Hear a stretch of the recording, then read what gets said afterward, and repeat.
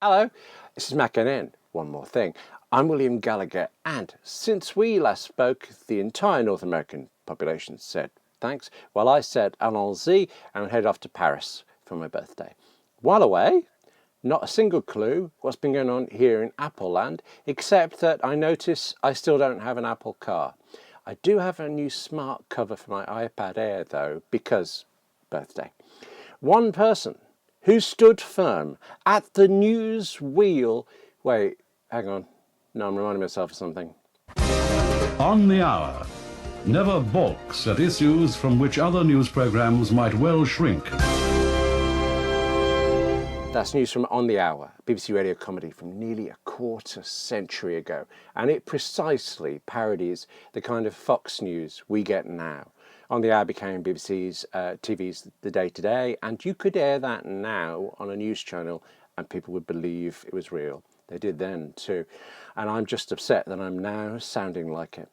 Well, anyway, the guy firm stood, Tiller, the one who worked through the holiday, basically, is Malcolm Owen. Hello, Malcolm. Hi there. So, Malcolm, have I missed anything? What's been going on? No, you haven't missed anything.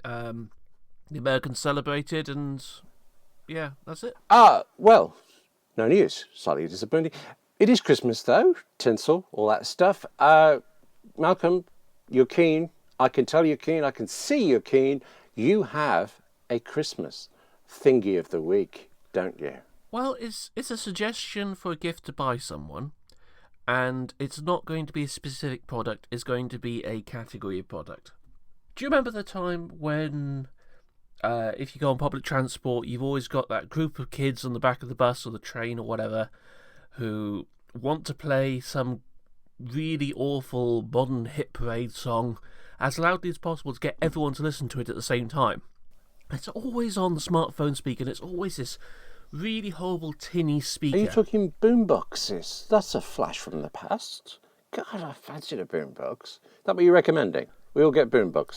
Kinda. I'm recommending Bluetooth speakers.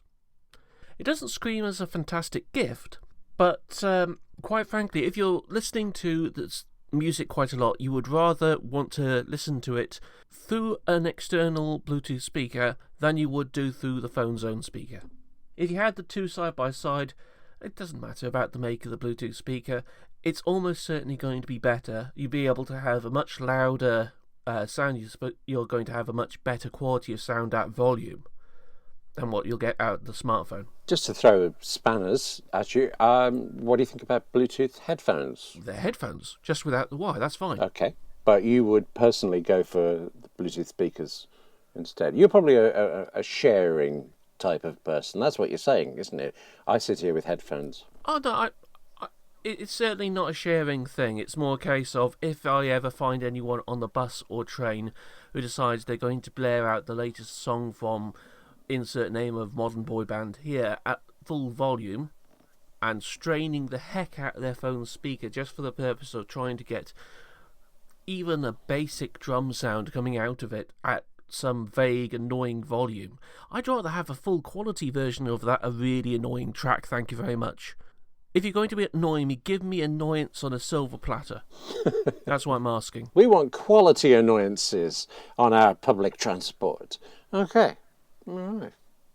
I've never thought of Bluetooth speakers for on the move, you mean? I've got one in the kitchen, I've got one somewhere in my living room.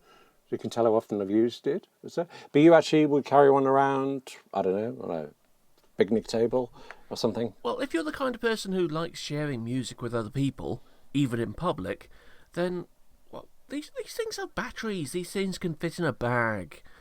Some are even pocketable, but there's no real excuse. Everyone's got some sort of bag they carry around nowadays. I think I am into sharing music, but only when the people sharing to want to be shared at, if you see what I mean. But that doesn't make a difference. Intent doesn't make a difference to the technology. I know you said you recommended the whole genre, but do you have a particular one that you've tried and liked so we could say this one works? Quite frankly, any of them are going to cover the remit of what I'm suggesting. But one I've been testing recently is the Kit Sound Hive 2, which is a fairly large portable Bluetooth speaker, but it kicks out a decent amount of volume.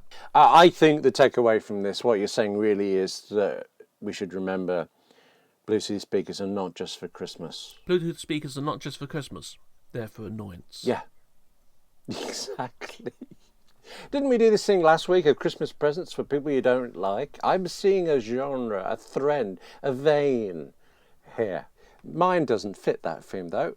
I want to talk about a brand new product, except it isn't. It must be years old now. Something that's going to be even more popular, though, we call smart covers. For the original iPad, we did a case. Case is pretty cool. It can prop the iPad up for typing or for watching movies. Worked pretty well, except that we went to all this trouble to make a beautiful design and we covered it up with this case, right? But more than that, we added thickness and weight to the product, and we made it more difficult to use with some of the accessories. So we thought we could do better than this for iPad 2. And we started from the very beginning to design the case right alongside the product. And we have done that, but it's not a case anymore. It's a cover to cover the glass. It's a smart cover. And my Christmas thingy of the week is just this, an Apple smart cover for iPad. That's it. I was given one for my birthday, so I was aware of them before, but I hadn't really used them. And just this present, it was precision timing. I've got an iPad Air 1, and I had bought this very expensive Belkin keyboard case, and I've come to regret it a lot. Apparently there's a newer one for the iPad Air 2, and it fixes all of the problems, and I understand it's excellent. But I'm on the original, and I've met all of those problems. It's just keys in poor places, very bad build quality, but it's still a case that protects the iPad, and it's a keyboard, and I write an awful lot on my iPad. I wanted protection, I wanted to type. Only recently I've become so addicted to the Microsoft Universal Foldable Keyboard that I've actually had both out. I open the keyboard case up and the Microsoft keyboard, and I type in front of the Belkin one, which makes, front to back distance wrong. It just looks silly, and it just kept reminding me of how much I dislike the Belkin bit. Now I've been given this smart cover that handles the protection. It props the iPad up at a nice angle. I've still got the Microsoft keyboard for a while, so I've actually chucked the Belkin aside. That actually hurt because it was an expensive Belkin keyboard case. But away from typing, away from writing, just having a smart cover, it's actually transformed my iPad. I'm using it more, and I was already using it a lot. It's easier to pick up. It's not as bulky without this case around it. I feel like I've got a new iPad. So Apple smart cover. It is expensive. I don't know the price because it was a birthday present, and it seems rude to look it up. But I do know it's cheaper than a new iPad, isn't it? I said I use my iPad a lot. I write thousands of words on it. I would have said the thing I do most is read news. But again, I looked at my newsread, my iUse Reader, and it's got about 5,000 unread news items from the last week. I'm going to guess a high proportion of sport, so I can skip those like I always do. But Malcolm, seriously, no Apple news anywhere? What have they been taking a break? Taking a Kit Kat. Okay, well, let's start off with Christmas. Apple's done an advert. Oh, yes. Heard about this. Haven't seen it, though. Apple have created Someday at Christmas with Stevie Wonder and Andra and Miss Day. So they are at a piano, they're singing, there's a MacBook in the distance, and yeah, do you want to listen to it? Actually, let me stop you right there. I haven't seen it. Let's see it right now. Someday at Christmas, men won't be boys, playing with bombs like kids play with toys. One warm December, our hearts will see a world where men are free. We swing it like that. Someday at Christmas, we'll see a land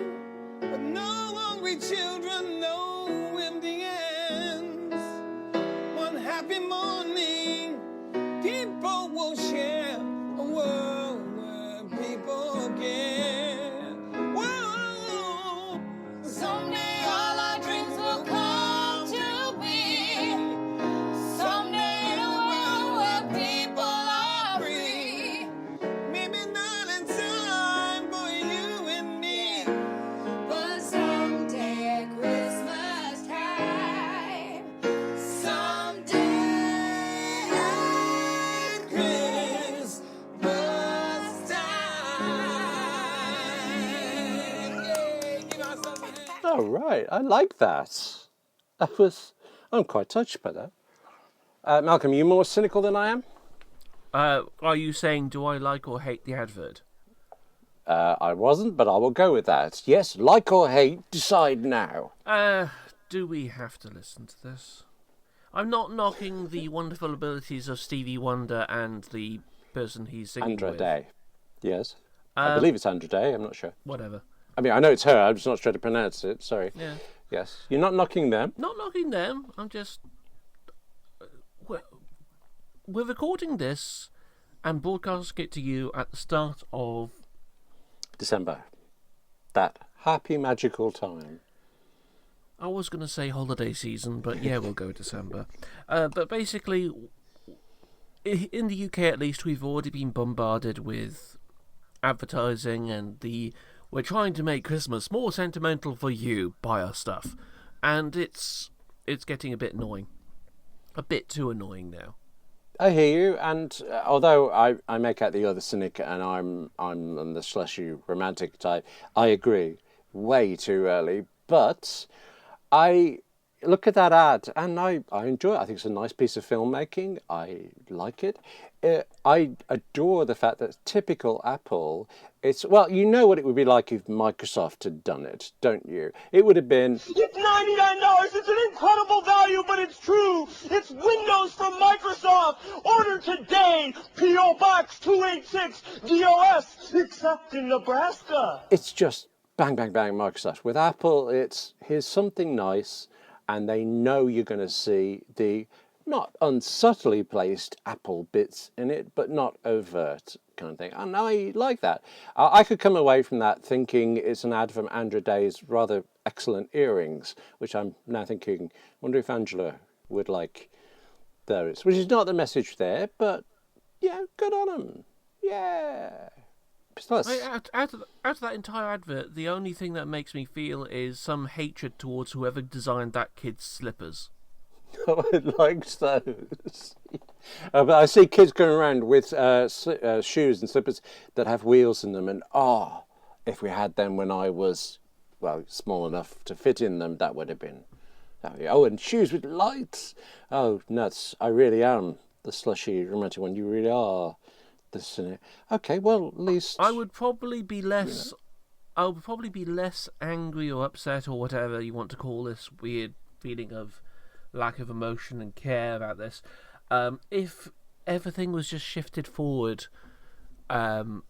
shifted back in time quite a bit, so it's all towards Christmas. If I could have Christmas concentrated down to a few weeks before Christmas, that would be great. But we're heading towards Christmas in summer, and it's getting a little bit annoying. Even my favourite advert out there for Christmas at the moment, which is Sainsbury's Mog advert. I'm sorry, Sainsbury's Mog. I don't know what that is. What's a Mog? Yeah, Mog ruins / saves Christmas. Mog is a literary character which goes off and has adventures, but and Mog is a cat. But Mog has all the sensibilities of the cat and acts like a cat and is a cat. Just bad things happen around Mog. And the advert in question is it's a twee-ish tale, which is the family is sleeping, Mog's downstairs, and through a Rube Goldberg sort of sequence of events, things go horribly wrong and the entire downstairs gets trashed. As part of the same sequence of events, Mog somehow simultaneously calls the fire brigade and welcomes them to the door, and then, air quotes, saves Christmas, despite the fact that it could be argued that Mog air quotes, ruined Christmas. And then cue sentimentality of people from all over the street saying, we're going to share Christmas with them. And I love the advert. It's a fantastic advert from an entertainment standpoint. It's just, I'm getting fed up of having to see that all the damn time when I go onto YouTube and having to see cut down versions of it on TV, and it's just too early. Give it to me in mid-December, not in mid-November, damn it.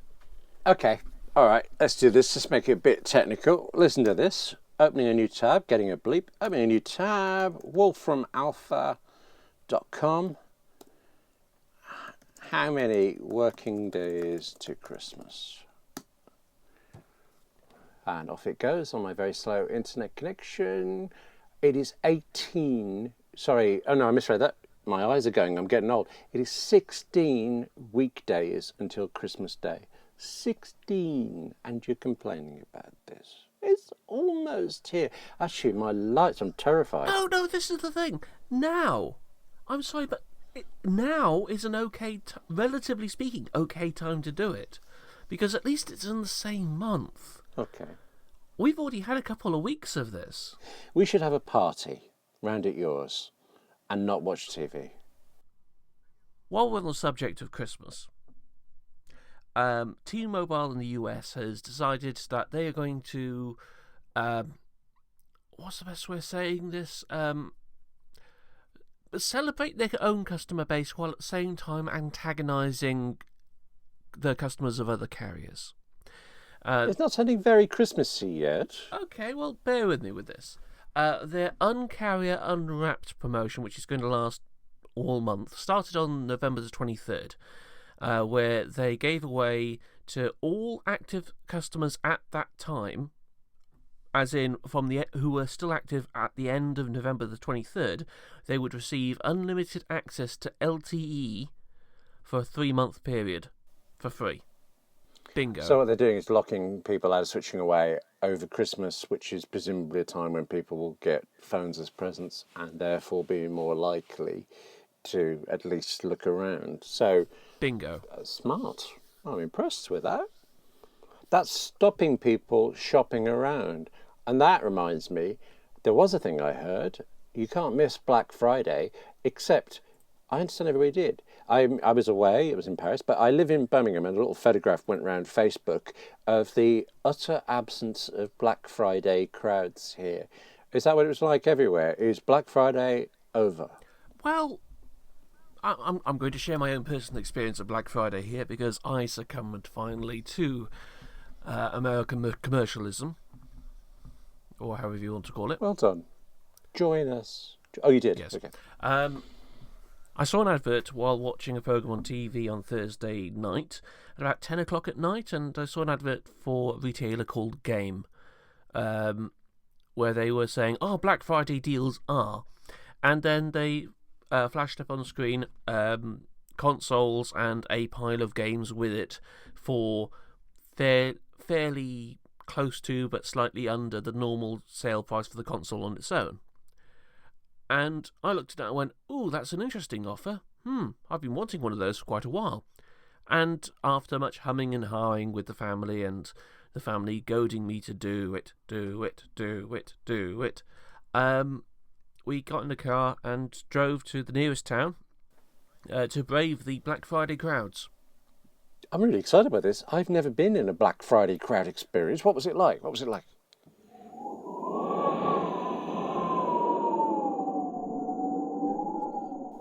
I have no idea. There was no crowd. Oh. I'm not kidding.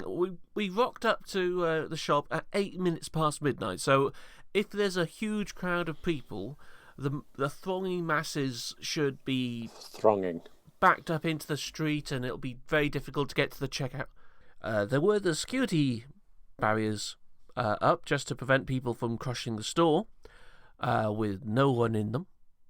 I walked into the store and found out that the store was empty. There were more staff members than customers. Oh, so like a Microsoft shop. Did you feel silly? Not really. I got a cheaper than normal console for my trouble. So, yeah, I think I did quite well. Why do you think this has happened? I mean, Birmingham, you... I think the key here is that a couple of years ago, Amazon decided, we're going to bring Black Friday over here, it's going to be a thing. And it was a thing, and it is a thing online for the most part. I mean, the major retailers are doing the Black Friday thing during the day, but that's because the normal average British consumer doesn't care about doing midnight launches except for something they really, really want. And the deals were adequate, but not midnight staying up all night trying to punch someone in the face to get worthy. Right. It's an image there. I just realised, though, you can use Apple Pay online, but I never have. I just have all my credit cards in one password and it does the business. I have Apple Pay. I like using it. I use it out in the stores. So, in fact, we only shop in the real world when we want to flash our Apple Watches and use an Apple Pay. Is that right? Oh, and actually, I know why that's in my mind, because I heard Apple Pay is or isn't in China, is or isn't in Australia. And I thought, okay, it is or it isn't.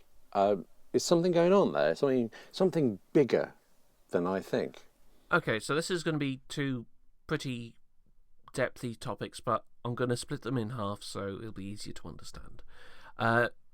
In terms of China, Apple has allegedly, inverted commas here, secured a deal with a Chinese card payment processor to allow it to launch Apple Pay in China.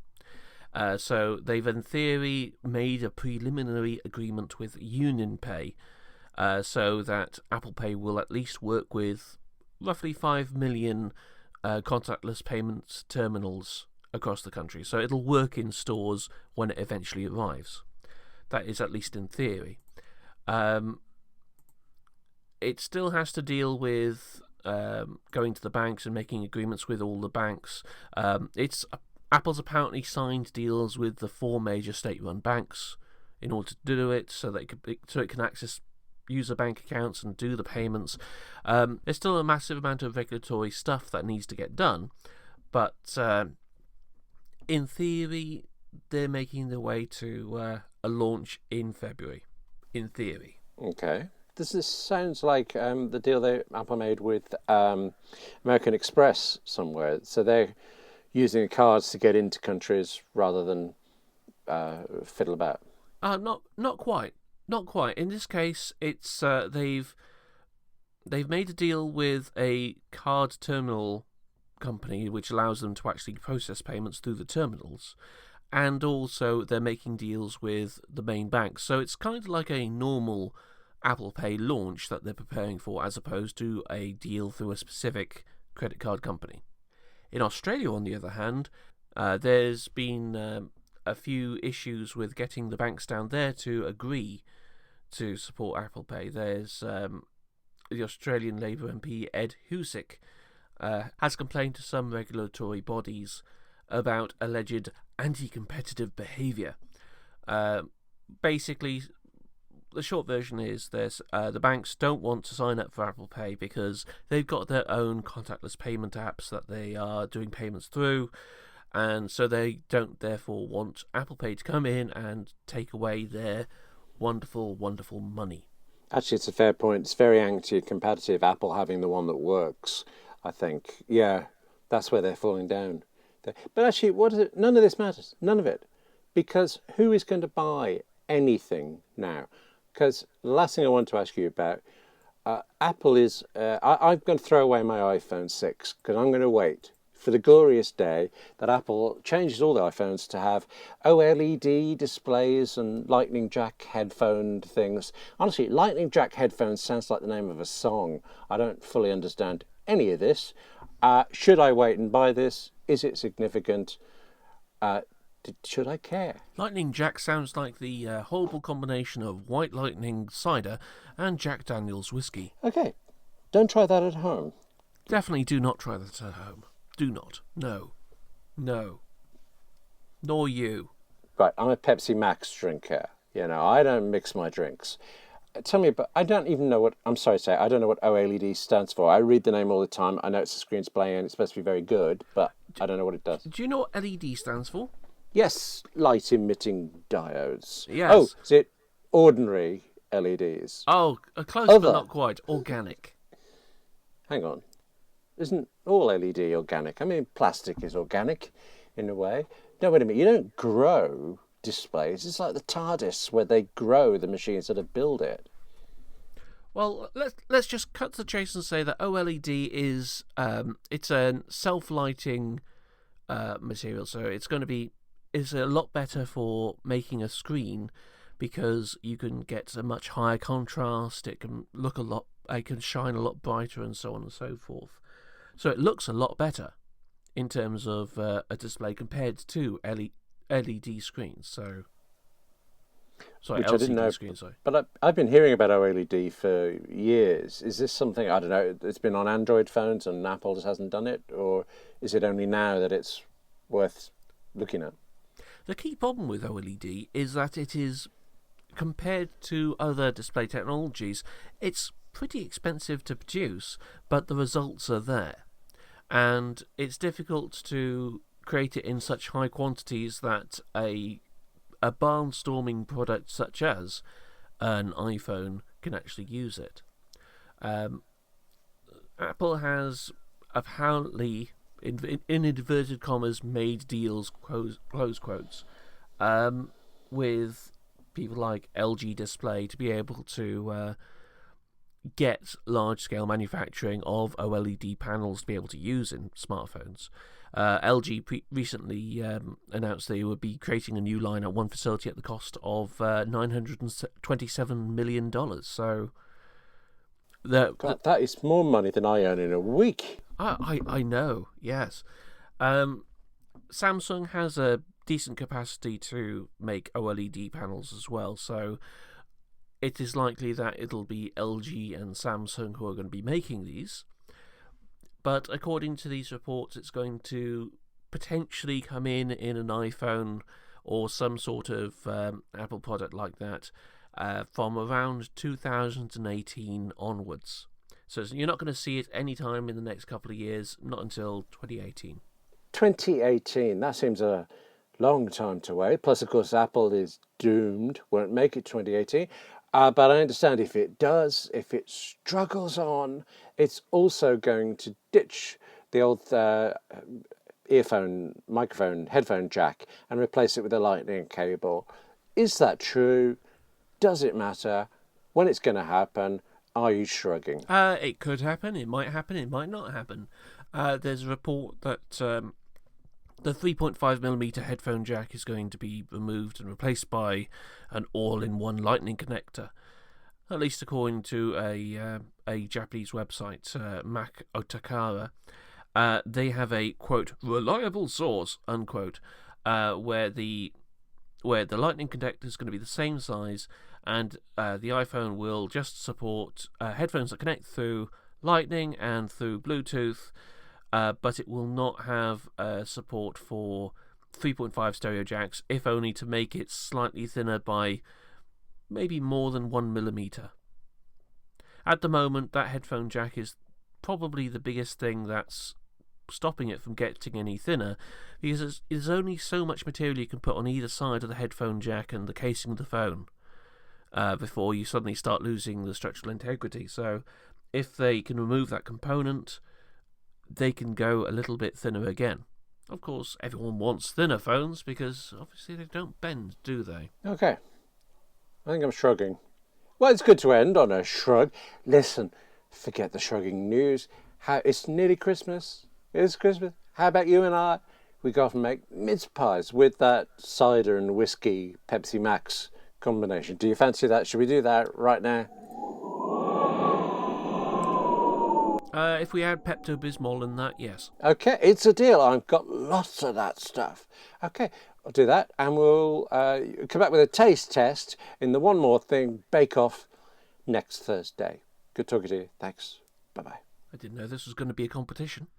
Goodbye. Just time for a quick look at tomorrow's headlines. Plastic surgeon arrested with stash of stolen mouths. That's in the Express. The Hull Aphrodite police chief crushes lizard with whistle. There he is, looking wretched. The Daily Mail, child made of paint wins by-election. The Murdoch papers tomorrow, crazed wolves in store, a bad mistake, admit Mothercare. And there's the same story in The Sun. And the Daily Mirror have a special pull-out note for the milkman, 5 pints, please. They'll be doing 3, 2 and 4 later in the week.